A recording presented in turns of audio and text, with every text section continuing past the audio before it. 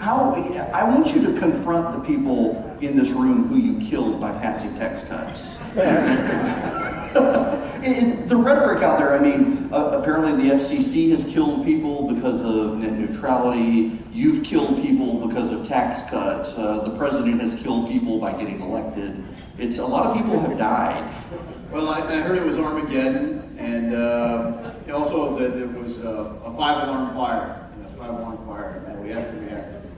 I don't know who's suffering under tax reform. I can't find anyone who on net in my district suffering. Now I do know a few friends who have a lot of property in Long Island who've done really well because they have really high taxes in their state. Who on net maybe you're going to pay some more taxes, but they're at the very highest income brackets, owning some really expensive property, and things are going pretty well for them. They'll be fine. Right. Now, I want to step back with you because you weren't a politician, and in fact you were in Iraq in the army, and completely unchecked from politics. We were talking about this in the green room, and then John Boehner leaves office. There's a special election, and I mean, how do you go from not being involved to suddenly now you're in Congress? Yeah, so good question. So one, I wasn't in Iraq. I got out of the Army in 2000. Okay. So I was really a Reagan guy. I was in high school in the 80s. Reagan comes through on the train in 84, it's the 84 campaign, through my hometown. And what is your hometown? Sydney, Ohio. That's where I grew up. And just north of Dayton. And in high school, back in the 80s, the Hunt for Red October was out, and it was all the Red Dawn and all this stuff. People knew about fighter planes and submarines, M1 tanks maybe. But I would tell people I wanted to be an Army Ranger after high school. And they would say, "You mean like a Forest Ranger?" And I was like, "Nah." Different. And I enlisted out of high school and was stationed over in Germany. So I got to see the wall come down. So that goes back to the era that I was in. From being an enlisted guy, I got to be go to West Point, which is not the normal route. Worked out great. Served in Ranger Regiment in the 90s. I was a Company XO there. And I was there after Somalia. Some of my folks that were in my unit served there. I didn't. I was at West Point at the time. But the embassies in Kenya and Tanzania were bombed by Al-Qaeda in 1998, August of 98. And unfortunately, we didn't send our best units to go deal with that. We sent over the FBI to look into it as a law enforcement matter. And we were in shock. We were like, we're not going. And I think world history's, we can look today, have with the benefit of hindsight and say world history's probably a lot different than it would have been if we had dealt with the threat of Al-Qaeda, I think appropriately in the late 90s. But I got out in 2000. The Cole bombing as well. Say again? The USS Cole bombing after. Well, the USS Cole in 2000, we didn't really respond aggressively to that, but there were a lot of warning signs. And frankly, in 99, when I was deciding to get out, we still hadn't really figured out what we're going to do after the Cold War, right? So I got out and got into manufacturing, and really that's what I was doing when Speaker Boehner resigned. So he resigned in September of 15, and like most of you, I was probably just looking around like, who's going to succeed Boehner? On the one hand, he was going to be the Speaker, and in my particular congressional district, who's going to be our next member of Congress. And by October, I had, your traditional candidates that filed right away. Maybe they had always thought about it or whatever, saw the opportunity. And I was getting invitations to fundraisers, and I had no idea who I would end up supporting. And in November, a couple people stopped in my office, and I did just to raise money, and wanted to know who I was going to support in the race. I said, well, heck, you guys probably know. And they said, well, we're probably going to sit it out. And I said, sit it out? It's a congressional race. Hadn't been open for 25 years. And they said, well, why don't you run? Look at the resume, if it works, it's an off year. And I think really just as a joke. So I go home, tell my wife about my day, and I thought she'd get a kick out of that. And she says, well, what did you tell them? I said, I told you. I told them they're crazy. I said, call them back. You'd be great at that. So did she want you out of the house? No, I mean, I raised the challenges of the schedule and everything else. You got any idea what the level of commitment is on this? And she goes, well, yeah, but this is for the country. And, she was pretty all in. And, we looked at what it would take to do this. And truly, I don't think I could have been more green and actually won. I mean, I really got checked out of politics in around '05. So when I talk about foreign policy, when Colin Powell steps up and says, we got to go find the weapons of mass destruction in Iraq, I think that's a mission most everyone can get behind. But then when the mission shifted to, we're going to go create a democratic republic of Iraq, that's where I was lost on that mission. Our men and women in the military, lots of my friends, did a great job trying to make that mission work. I didn't agree that that should have been a mission in the first place. Congress never actually authorized it. We kept funding it, so I guess in a passive-aggressive sort of way, have done it. And that's been one of the challenges. Congress has been very passive-aggressive about a lot of things, none more conspicuously than authorization of military force. They've given away their authority in Article 1 there. And so that and a couple other reasons, Dodd-Frank and dynamics, made me go, well, if I could win, it would be a pretty big honor to serve, a different way to support and defend the Constitution than I ever thought I would get a chance to do. And we put together a campaign where, the manufacturing companies I had, we didn't have a full-up marketing department, but we had a marketing firm, a young lady, probably 15, 20 years younger than me, but, good at connecting with all the ways to do media and everything. And she came on to help do the marketing piece. And she's not a Republican. She's never even worked on a political campaign. We just did it like we were launching a product, only the uncomfortable part was I was the product. Did you have to have an FDA sticker on your back or anything? No, those are plenty of rules though, so I still figured all those out. So you run, you haven't really been engaged in politics, and I remember your racing, getting phone calls from people within the movement saying you were the guy we all needed to get behind. And to see then Boehner and so much of the Washington establishment mobilize against you, a guy who hadn't been in politics a while, they clearly saw something in your message or in you that they really wanted to stop from getting to Washington.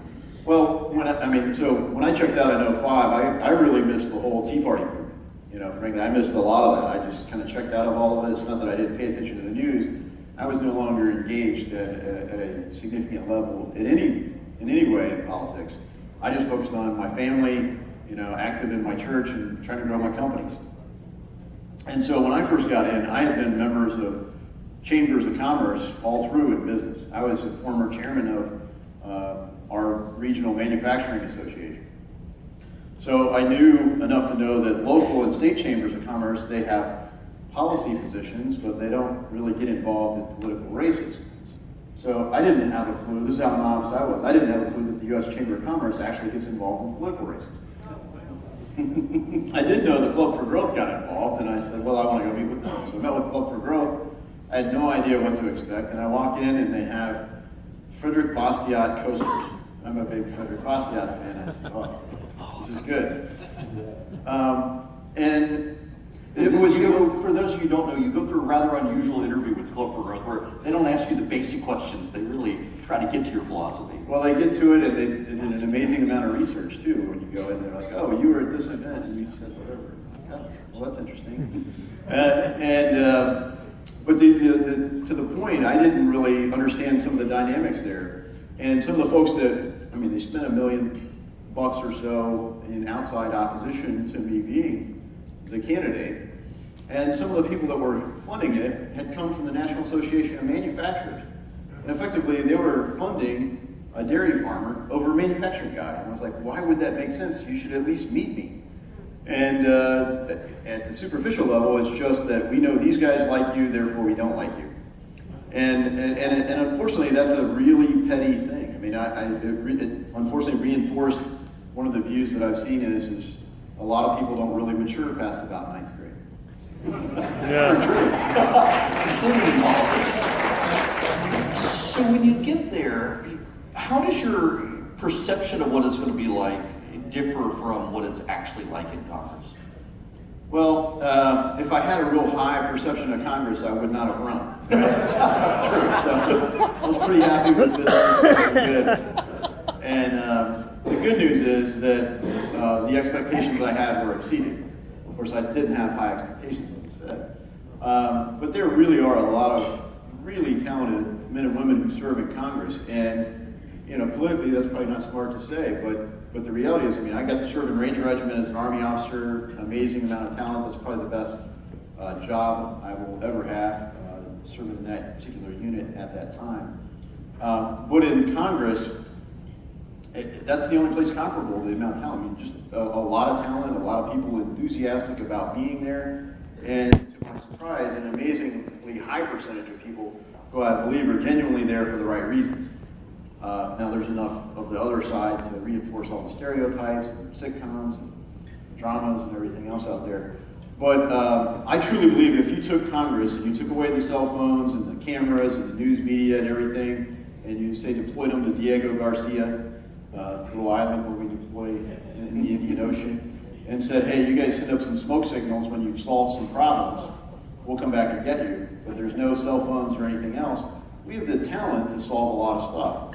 But what happens is you get people that agree on policy, and they're like, well, but the politics of this, and with this, and if we wait, we can get better off in the next election. And so what happens is people keep putting off solving the problems. I mean, intellectually, everyone knows the math doesn't work on what we're doing, right? Well, not everyone. There's a few people from both parties that have convinced themselves that deficits don't matter. But there's still enough of us that still believe math is real. Because you went to school before Common Core.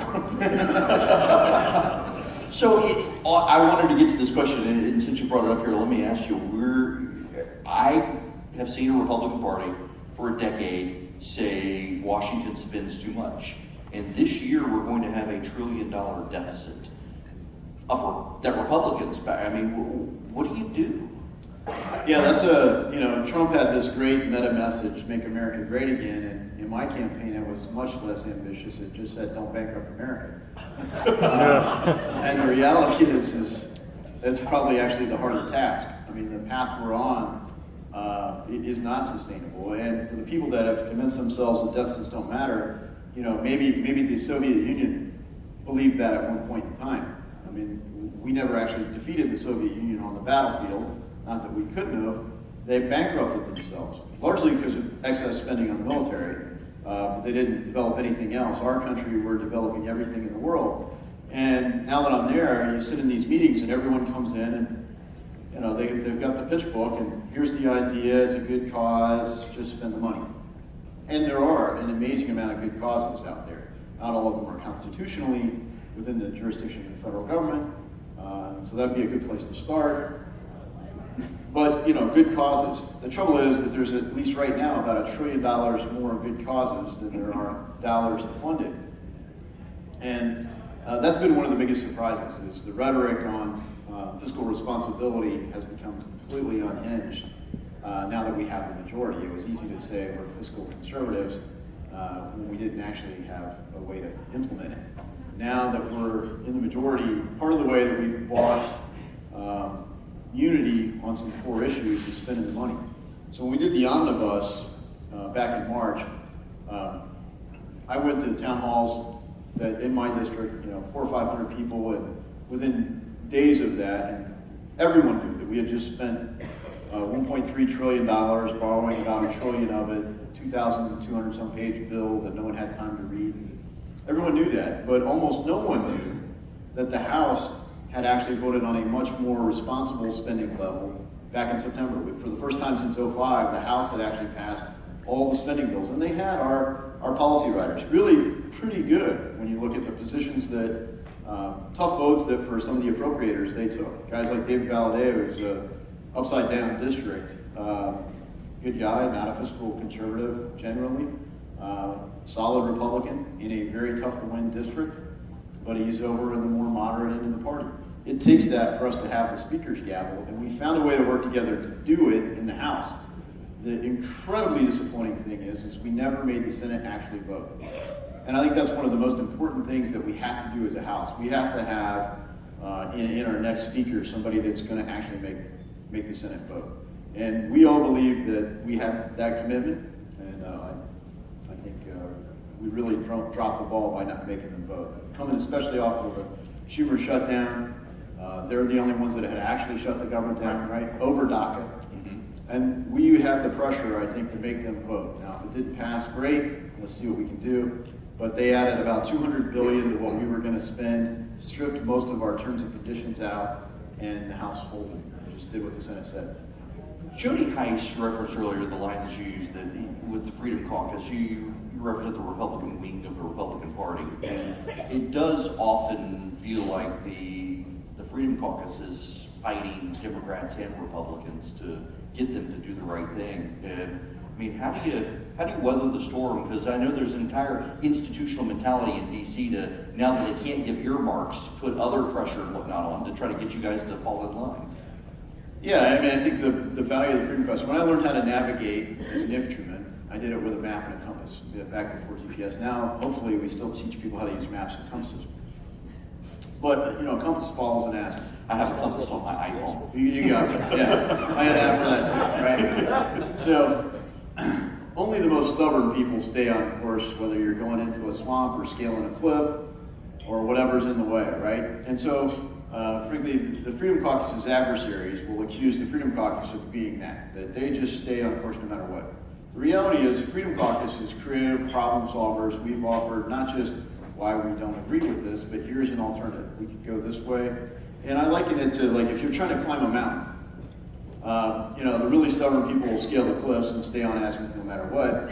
But the reality is what happens for most of the time, they just follow the terrain. And the terrain, the easy path of the terrain is to go down, not up. And where's down? Down leads back to the swamp. So they've got that played down in Washington, D.C. The hard part is to keep tacking to the left and the right, keep climbing the mountain. And the Freedom Caucus is the body that says the azimuth's this way, let's keep moving. In reality, when you say we're with the Republican wing of the Republican Party, we're not really pushing for things that are outside our party platform. We're just reminding people what everyone ran on. And for most Republicans, if they ran on what they want to go do, well, they wouldn't win. So they don't run on that. They run on the same things that the Freedom Caucus guys run on, but then we go there and then people fail to follow Like through. defunding Planned Parenthood. Yeah, we have to do what we said, but that's an example. That was in the House passed vote. So, frankly, members of the House took those votes, put that on the floor, and it passed. No Democrats helping us, or very few in most cases, but it passed. So, what did we do with that? What did we do with that hard-fought win in the House?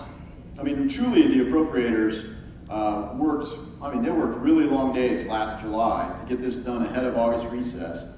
We were almost going to vote ahead of August recess. We felt we didn't have the whip count to get there because there were some downsides. And I actually helped work with some people to get to yes. We came back in September 14th, passed all the spending bills with things like defunding Planned Parenthood. But then we didn't make the Senate vote. So we have to follow through. It's like we called a good play and we said, we're scared it might score. Like, come on. I mentioned Jody Heiss earlier, the old line, I forget, maybe it was Erickson who said that it was the Democrats were the opposition, but it's the other house is the enemy. Sounds like it can be that way. I didn't by design set this up so that we have the senators tomorrow and the congressmen today, but that's the way it is. I'll be sure to ask them about these votes tomorrow. How your wife encouraged you to go to Congress, and you did. How do you balance your traveling to DC with your family? Well, fortunately for me, my daughter was graduating high school right as I was running. My son was going into his junior year. Now he just graduated. So we're at a point in time where it was easier on the family life. I mean, the people that do it with young kids, it's a whole different game. Now, I miss seeing my son and daughter and my wife a lot. But the schedule is pretty demanding. I mean, of course, if you watch the news, we're all off vacationing through the whole month of August and all that. There's so many urban myths that it doesn't matter how many times you refute them. There's not a lifetime pension the day you start or even after 6 years. You're not allowed to do insider trading. I was told there would be insider trading. All these things that are myths. But the one thing that's true is the schedule is very demanding. And my wife, politics, as we all know, is a team sport. So my number one teammate is my wife, Lisa. Nice. So we've got about 10 minutes left, and I want to come back to just the institutional operation of Congress and the need for conservatives to have the backs of conservatives. Because when you get to Washington, it seems like you've got K Street, you've got leadership staffers and others who are just aligned to try to get you on their team. And what should conservatives, you're in the crowd and at home watching, Well, what do they need to know about helping the conservative members of Congress who may not be in their congressional district, but could certainly use some support of some kind? Yeah, I mean, I tell people, look, I knew way more about missions than I did about politics before I got involved and ran a race. And as I started thinking about it, you really need the same kinds of things. You need prayer, you need accountability, and you need support. Some of that support is financial, just like missionaries are financial, and but a lot of it's just networking. A lot of it's just, somebody speaking up and saying, well, that's not true, or you overcome the negative narratives by reinforcing the truth. And I think that's the thing. You got to be able to say, look, this is actually what happened here. And because the opposition, what are they trying to do? They try to pigeonhole and define, and that's to anybody. You try to define your enemy. You try to define your adversary. And in Republican politics, sometimes it gets a little adversarial. I've been encouraged, on balance, in the 2 years I've been there, that the Republicans in the House, anyway, have found a better way to work together. When we first did the healthcare debate, I looked at it and thought, hey, we're launching a product nobody likes, and you're calling it a good compromise. I'm coming from this as a manufacturing guy, and I don't know how you launch a product nobody likes. None of the sales force believes in it. And so we really worked hard on that and developed a better way to work together to get tax reform across the finish line. And I was hoping that we could use rescissions as a way to prioritize, because that's what Congress doesn't do, and say, is this spending priority more important than that spending priority? So if not, then we're going to rescind some of the spending and maybe fund infrastructure.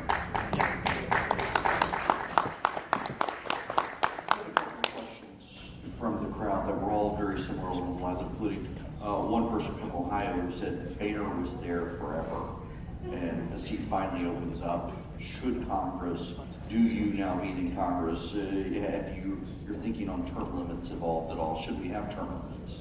Yeah, so, I've been a long-time supporter of term limits. I signed a term limits pledge for Congress. I did self-limit in the sense that, because I think that sometimes that puts that district at and that seems to be one of my concerns with term limits. I'm not opposed to them, but it seems like it's all the guys you want to keep in Congress are the ones who term limit themselves. Yeah, and look, Boehner won a lot of elections. He stayed popular for a long time. He's still popular in our district for the most part, just like he's still popular on Capitol Hill for the most part. And so every 2 years there's an election. The reality is, if you look at this year, Thomas Massey's been pretty vocal about this, that at the end of this election, the average tenure in the House will be 6 years. Wow. So it's way lower than I was expecting. I don't know, it's probably like 30 years in the Senate, I'm not sure. But in the House, there are some members that have served a long time. Don Young in Alaska got elected in 1972, and he became the dean of the House. And I was at a reception for him, honoring him becoming the longest serving member of the House. And I said, you've been here as long as I've been potty trained. Well, you mentioned that. I looked it up last year. There is not a single Republican chairman of a committee that is older than the ranking Democrat counterpart in any committee in the House, which is pretty staggering.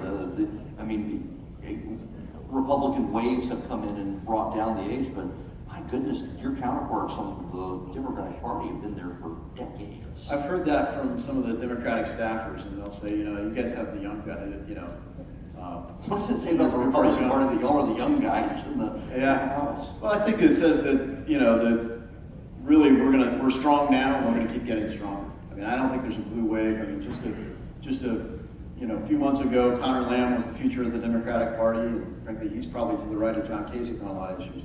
Yeah. But then it was Ocasio-Cortez, and she's a Democratic socialist. Well, Connor Lamb and Ocasio-Cortez can't be the Democratic Party. I mean, they're two very different brands. And if they can span that gap somehow, well, then okay, they'll probably be in the majority, but it doesn't look like one party. If you look at our ideology as Republicans, that's the beauty of it. It's not a collectivist mindset. It's individual liberty. I mean, it's freedom. And that's really the position of the Freedom Caucus. And it's really our platform and our ideology. Yeah, I make this point, and in fact, I know I've said it already today, that so much of the media narrative is 20 years past its prime, and the Republicans being the ideological party, when you're more likely to find a pro-abortion, pro-gay marriage Republican than you are to find a pro-life, pro-traditional marriage Democrat. The growing ideological underpinnings of the Democratic Party, so far too progressivism, really do make me wonder if people in the media are overestimating the Democratic way. That ideology scares a whole lot of people. It does. I mean, you look at the pro-life issue, for example. We had a bill that was just the Born Alive Act, which is, attempted abortion, the baby isn't aborted successfully, and so the baby is actually alive. Really, really rare scenario, but there was a vote on that, and only 6 Democrats voted for that. 6. So the position on life within the Democratic Party is pretty monolithic, and it's that way on a lot of issues. Republicans do have a much more inclusive ideology, and if you look at, you go back to Democrats, if you look at Grandma and Grandpa's party, John F. Kennedy was the icon. He still is celebrated, but famously, ask not what you can do for your country, ask not what the country can do for you, but what you can do for your country. Find a Democrat that will run on that today. Instead, it's the exact opposite. Your country's not doing this for you. It should be, when I'm there, it's going to do more for you. They'll be offering lawn mowing services any day. Congressman Davidson, it's been my pleasure to sit down and actually have a good conversation with you about this stuff, and I just commend you for getting back involved in politics and going and maintaining your principle, even when sometimes it's tough with your own side coming after you. Thanks very much for being here. It's an honor to do it. Thanks for being here.